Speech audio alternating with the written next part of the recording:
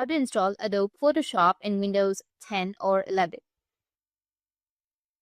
So if you want to install Adobe Photoshop in your Windows 10 or 11, then what you need to do is first make sure that you have a stable internet connection. Once you have a stable internet connection, you need to open up your browser, go with Google or browser, anything that you're comfortable with. And then you need to search for Adobe Photoshop.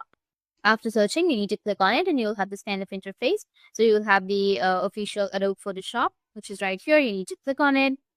And once you click on it, you will have this kind of interface. It will take you to the website. And here you need to go with the free trial, which is on the bottom left. And as you can see that on free trial, you'll have this kind of interface.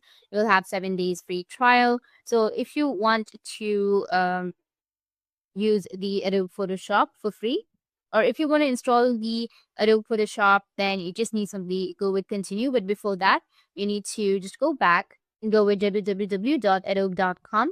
Or you can also go with the Adobe Photoshop download and install on Windows. You will have it on your Microsoft Store. You can also just go with your Microsoft Store, and from there you'll be able to download it. You just need simply go with download button and it will start the downloading process.